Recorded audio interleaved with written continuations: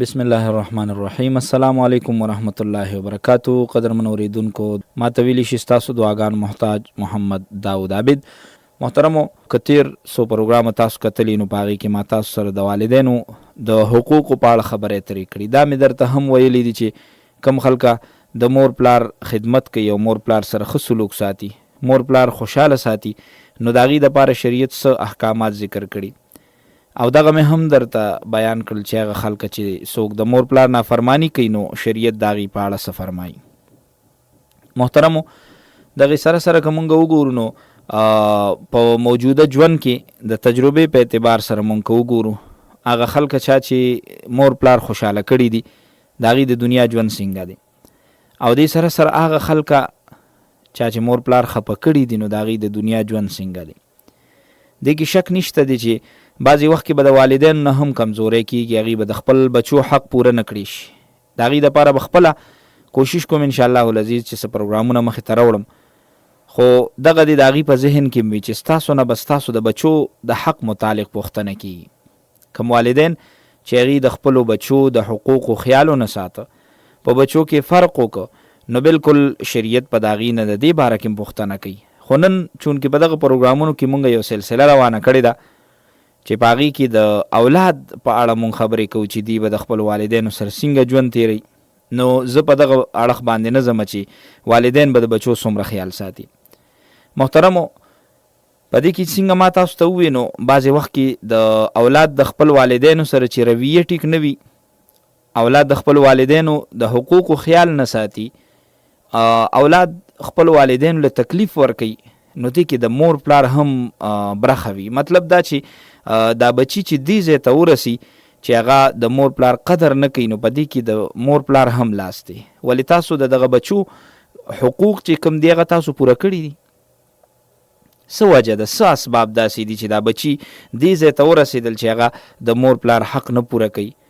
هغه راپاسي مور او پلار ته سترګې روباسي، هغه راپاسي مور او پلار له تکلیف ورکوي، هغه راپاسي د مور او پلار حق نه ادا کوي. ولې؟ څه وجه ده، څه اسباب داسې دي چې بچی راپاسي او د خپلو والدینو نافرمانی کوي؟ قرآن او احادیثو دغه شان د والدینو د حقوقو ذکر ډیر په تاکید سره کړی دی.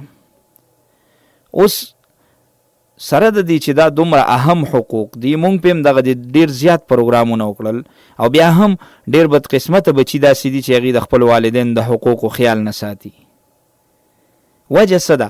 هر سړی خبر دی چې د مور پلار حق ډیر زیات دی. هر سړی ته پته ده چې د مور پلار نافرمانی د دنیا او د آخرت د ناکامۍ سبب ګرځي. هغه خلک چې هغې د مور پلار خیال ونه ساتي او د هغې د حق خیال ونه ساتي، نو هر چاته دا پته ده چې د ده به دنیا هم خرابوي او آخرت به هم خرابي، بیا هم دغه اولاد راپاسي او د مور پلار نافرمانی کوي. ولې؟ څه وجه ده، څه اسباب دي، کوم داسې اسباب دي چې د هغې د وجې نه دا بچي دې ځای ته ورسېد؟ نو بالکل څه اسباب داسې شته چې د هغې د وجې نه زوی د خپلو والدینو د حقوقو لحاظ نه ساتي. نو کوشش کوم چې نن پروګرام کې تاسو ته په دغه اسبابو باندې هم ذکر وکړم. نو والدینو له پکار دي چې نن دغه پروګرام خامخا ووري، ځکه په دې کې به یقینا چې د دغه والدینو دپاره هم څه سبق خامخا وي. خو ځان له دي چې د اولاد په مور او پلار باندې څومره حق دی، هغه ځان له لوی لوی خبرې دي، باید چې په هغې هم زه پروګرامونه وکړم. خو نن تاسو ته صرف هغه یادوم چې یاره دا بچي ولې دې حد ته ورسېدل چې هغې د خپل مور پلار نافرمانه ګرځي. په دې کې د دې مور او پلار هم لاس دی. زما د دغه خبرو خلاصه دا ده چې هغه خلکه د چا چې بچي واړه دي، نو هغې دې د یو څو خبرو خیال وساتي. نو زما په خیال چې په راروان وخت کې به دغه بچي بیا د مور پلار نافرمانی نه کوي. دغه بچي به مور پلار ته سترګې نه روباسي او دغه بچي به د مور پلار سره ښه سلوک کوي، دی به د مور پلار د حق نه خبرېږي. هر چاته دا پته چې مور پلار حق زیات دی، خو بیا هم د مور پلار نافرمانی کوي. څه اسباب دي؟ نو نن درته د هغې ذکر کوم. د ټول نه لومبې سبب دا دی چې هغه بچي چې هغې غټ شي او د مور پلار خیال نه ساتي، نو لومبې سبب د هغې دا دی چې په وړوکوالي باندې مور پلار د هغې د ښه تربیت خیال نه دی ساتلی. اول غټ سبب د والدینو د نافرمانی دا دی چې کله والدین اول د خپل بچي تربیت په اسلامي طریقه باندې ونه کي، دته اسلامی تعلیمات اون خای، دی به څنګه د مور پلار حق پیژني؟ د مور پلار حقوق خو اسلام ښودلی دي. بل دین خو نه دی ښودلی. اسلام ښودلی نو تا په وړوکوالي بچي د اسلام نه لرې کړل، سبا چې دا بچي غټ شي نو چې دی ته د مور پلار د حق پته نه لګي، دی به ستا د حق څه خیال ساتي؟ دی به خامخا د نشیانو سره کینی، بېدینه خلکو سره به کینی. نو کله چې دی هغه خلکو سره کینی د هغې اخلاق به پکې راشي، نو بیا دی د مور پلار ادب چرته کوي، بیا دی د مور پلار احترام چرته کوي، بیا دی د مور پلار سره ښه سلوک چرته کوي. نو هغه خلکو ته ګوري هغې چې څنګه د مور پلار سره سلوک کوي، دی بیا هغه شان کوي. نو ړومبی ضرورت دا دی چې ته د خپل بچي اسلامي تربیت وکړه، علماو سره یې کېنوه، دیندارو خلکو سره یې کېنوه، دیني کتابونه ورله راوړه، دیني کتابونه علماو ته یې کېنوه چې د هغې نه دیني کتابونه زده کي، د صلحاو سره یې کېنوه، د تبلیغیانو سره یې کېنوه، او دغه شان څومره دینداره خلک چې دي هغې سره یې کېنوه، اهل قرآن سره یې کېنوه، هغه خلک چې احادیثو سره د هغې تعلق دی هغې سره یې کېنوه چې د هغې نه حدیث زده کي، د هغې نه قرآن زده کي، د هغې نه فقه زده کي، د هغې نه مسایل زده کي. نو بلکل چې کله بیا دی راغټ شي نو دی به د خپلو بچو بلکې د خپل مور پلار به ډېر خیال ساتي. محترمو، زه تاسو ته یو مثال در کوم، په معاشره کې وګورئ، دا مثال به اکثر وي، دا نه چې همیشه به داسې کیږي، کله کله هر چا نه کمزوری کیدی شي، خو اکثر هغه خلک چې هغه د دین د زده کړې نه باخبره وي، دیني زده کړې کړي وي، که هغه طالب علم وي، که هغه عالم وي، که هغه هسې د یو عالم سره ناست انسان وي، خو چې څه ناست د دیني زده کړې نه خبري، نو دغه انسان به د خپلو والدینو ډېر زیات خیال ساتي.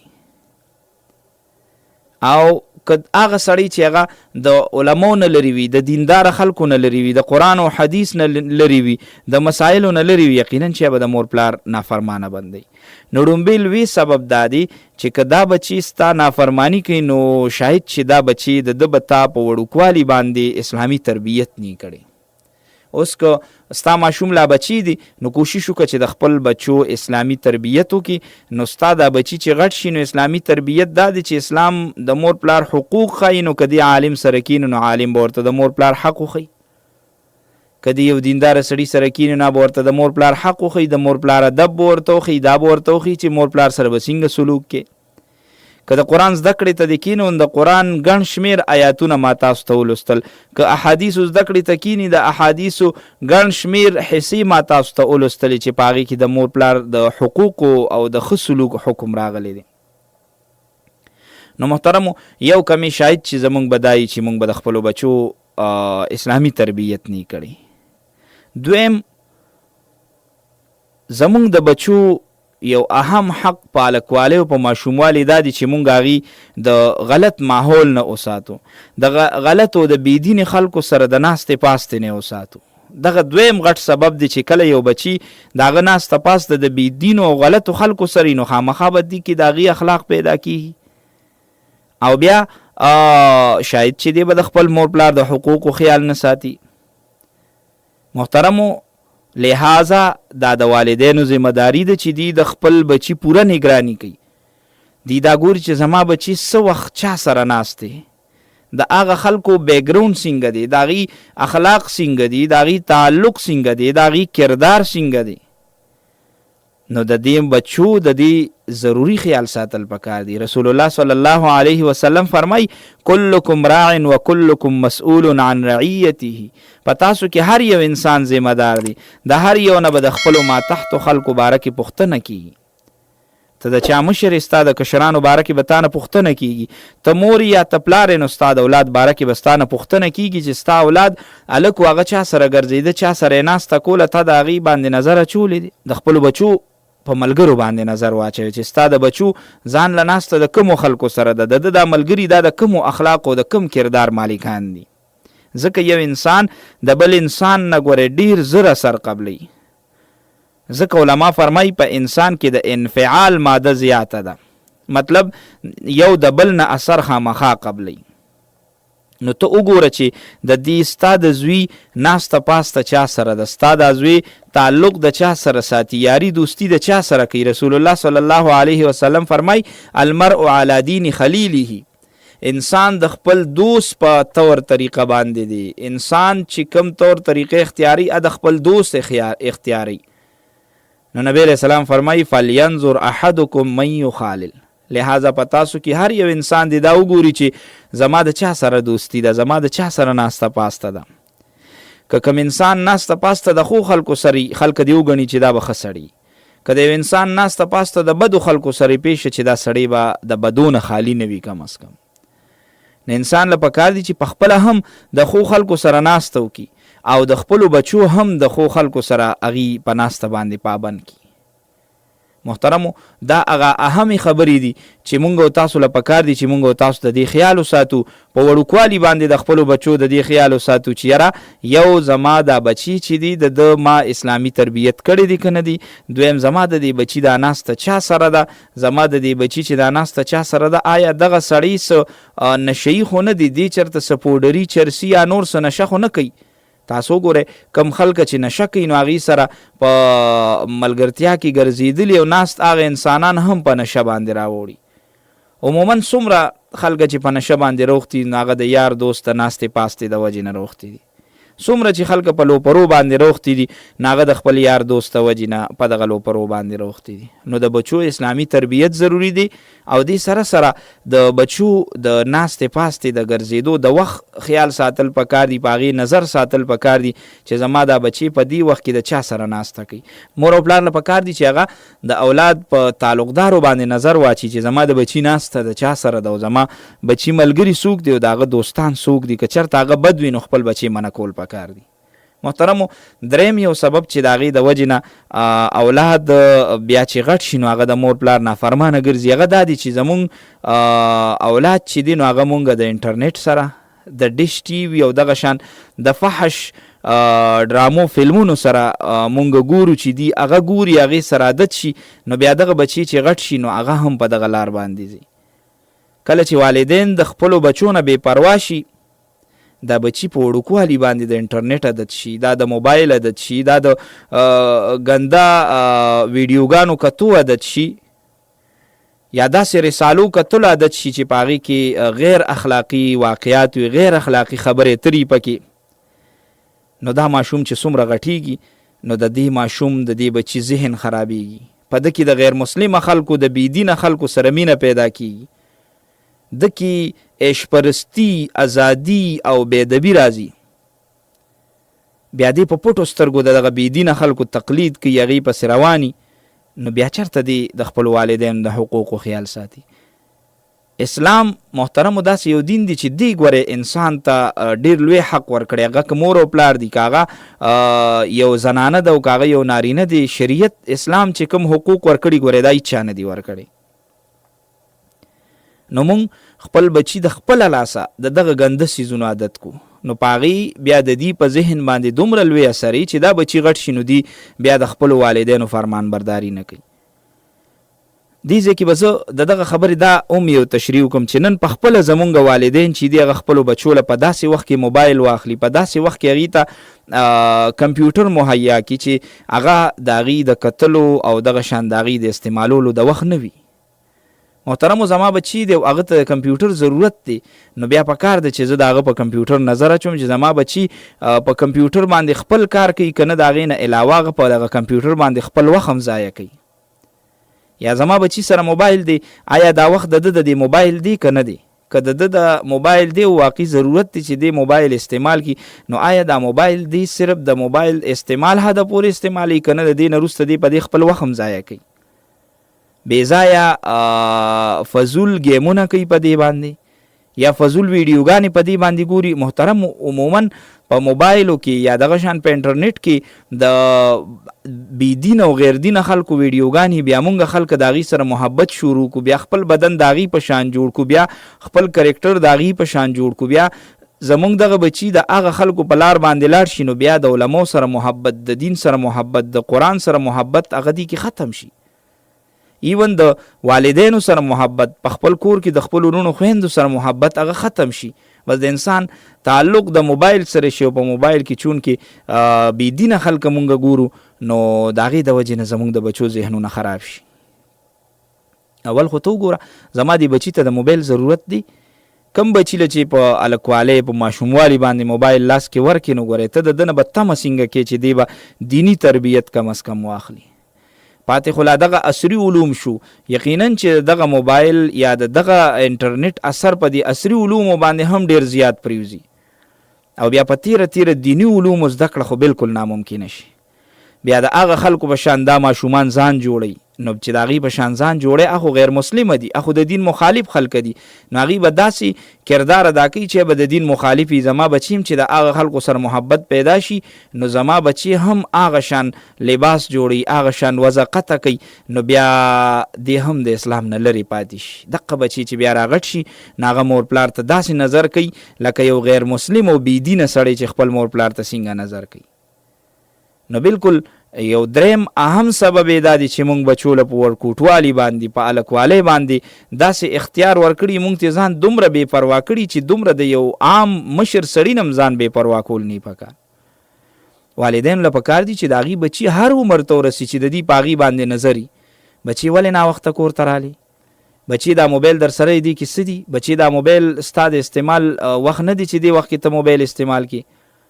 بیا که ډېر ضروري دی بچي دا ساده موبایل ځان سره وساته، په دې به تا ته مونږ کال کوو، ستا به مونږ ته په دې ټلیفون راځي. بچي ته دا کمپیوټر استعمالوي څه طریقې سره استعمالوي؟ آیا دې وخت کې ضرورت شته؟ که ته پې پخپله نه پوهېږي یو پوه سړی راوله هغه ته وایي زما د ماشوم زما د بچي دا کمپیوټر چک که چې دی په دې باندې د خپل د سکول کالج کار کوي، ضروري کار پې کوي، که نه په دې باندې دی داسې وخت ضایع کوي چې هغه د دنیا او د آخرت د ناکامۍ د نقصان هم سبب ګرځي او بیا د مستقبل پې خرابېږي. مونږ دغه وخت کې په خپلو بچو باندې نظر وانه چې د هغې نه بې پروا شو نو بیا وروسته مونږ های های کوو چې دغه بچي ما سره ولې داسې وکړل. تو ګوره چې دا اسباب زما په بچو کې شته که نشته. یو اهم سبب بل تاسو ته ذکر کوم، شاید چې بیا دغه خپل پروګرام راټول کړم نو مخکې به هم بیا دغه پروګرام اختتام په لور باندې ځم. محترمو دغه 3 اسباب ما تاسو ته ذکر کړل. 4م سبب د والدینو د خپلو بچو سره بد اخلاقي. کله چې مور او پلار د بچو سره بد اخلاقي کوي، هر وخت ورته په معمولی خبره باندې سپکې بدې ردې سپورې ستغې وي، وهي یې رټي یې، د ده سپکاوي کوي، په کور کې کوي، بهر یې کوي، یا د ده کوم ضروري څیزونه دي هغه ضرورتونه د ده نه پوره کوي، سره د دې چې د مور پلار وسم کیږي، نو دغه بچی چې دی نو دی بیا په داسې کارونو باندې سر شي چې ته ورته بدې ردې وی نو تا ته هم بدې ردې وي. اخو ماشوم دی ناپوهه دی. کله کله ماشوم مور پلار ته جواب وګرځي نو مور پلار له نه دي خفه کېدل پکار. مور پلار له پکار دي چې د ما څنګه تربیت وکړه چې دی ما ته دا زما جواب واپس راګرځي، ما ته هم بدې ردې وي. خیر دی ته بچي سره چې څه خبره کوې هغه ورسره په مینه او محبت باندې کوه. بیا په خصوصي توګه ستا بچي د بهر د خلکو په مخ کې هغه راټه مه، بلکې په خپل کور کې هم د خلکو په مخ کې هغه مه راټه. چېرته کمره کې دننه ځان سره کښېنوه، اول یې پوهې که بچي داسې مه کوه، دا کار دی غلط دی. مور ته څوک داسې خبرې نه کوي، پلار ته څوک داسې خبرې نه کوي، رونو خویندو ته څوک داسې خبرې نه کوي، بهر په کلي علاقه کې د مشر سره څوک داسې خبرې نه کوي. بچي دا طریقه ده. اته په دې طریقه باندې پوهې که بیا هم پوهې نه شي بیا لږ په سخته پوهې که بیا هم پوهې نه شي په کوټه کې دننه وله سزا ورکړه.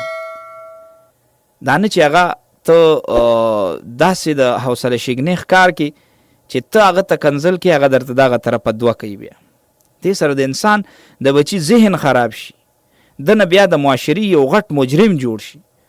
بیا به ته یو کنځل کې به دوه کوي، بیا به ته یو څپېړه ورکې هغه به تا ته 2 ځل لاس اوچتوي. په ځای د دې چې تا هغه ته سختې سپورې ستغې وې په مینه محبت یې چېرته کښېنوه، ورته یې بچي دې نور هلکانو ته وګوره په دې معاشره کې ستا مزولي نور داسې نه کوي لکه ته چې څنګه کې. دغه شان یو انساني ناغه بیا په سپورو په ستغو په کنځلو په وهلو داسې شي ته جوړ شي چې رو غټېږي نو نور هم بدماشېږي. ناغه دغه معاشري یو لوی مجرم شي. بیا هغه نه بیا د معاشري یو غټ غل او ډاکو تی جوړ شي. ولې خپل بچي د خپل لاسه خرابې؟ مه رټه خپل بچي په هر یوه خبره. سپورې ستغې ورته مه وایه. بچی سره به خبرې ډیر په احتیاط باندې کې، دا ګورې د په تربیت باندې یو لوی اثر غورځوي. مونږ بچي ورکوټې کار نه کړی، مونږ پې بیا 2-3 ځله اواز رایستي، چغې سورې هم پې رایستي، سپېړه تې وباسو، بدې ردې د خلکو په مخ کې بې عزته کو. نو بیا د دنه کشران چې کله دا وویني چې زموږ دا مشر خو د مور پلار مې بې عزته کړ، نو بیا ترې دغه کشرانو په اړه کې یاره ني. نه ته ورته ووایه تربیت یې وکړه بچې، ته خو اوس غټ هلک یې، ته خو به اوس داسې نه کې، اوس تا نه کشران دي، ته به هغې ته عقل ښیې. ته چې په داسې طریقه د دغه خپل بچي تربیت وکړي، نو یقینا چې دغه بچي غټ شي، نو دا بیا ستا د حق خیال ساتي. او که نه ته ورته سپورې ستغې بدې ردې وې، نو زما په خیال چې دا د دې ماشوم ذهن به خراب کړي، دا چې غټ شي نو دی به خامخا بیا د مور پلار سره نیغېږي. محترمو همدغه موضوع به وړاندې وړم بیا په بل پروګرام کې انشاءالله العزیز. خو په تلو تلو کې دغه پیغام چې بچو د خپل مور پلار خیال ساتي، د خپل مور پلار قدر کوي، د خپل مور پلار عزت کوي. والدینو ته وایم چې د خپل بچو د ښه تربیت خیال ساتي انشاءالله العزیز. په دغه که دا دواړه عملو کې زما په خیال چې دا معاشره به الله پاک یو ډېر ښکلي اړخ ته بوځي، یو ډېر ښکلي اسلامي بدلون به په دغه معاشره کې راشي. ستاسو دعاګانو محتاج محمد داود عابد په دغه دعا چې الله دې مونږ او تاسو ټول د خپلو والدینو تابعدار وګرځي، او الله دې زمونږ او ستاسو د ټولو والدین د خپلو بچو د ښه تربیت جوګه وګرځي چې دغه معاشره الله پاک ډېره ښکلي کړي. غواړم د نه اجازه چې هر ځای کې الله مو خوشحاله، کامیاب او کامران لره. د لوی الله پامان.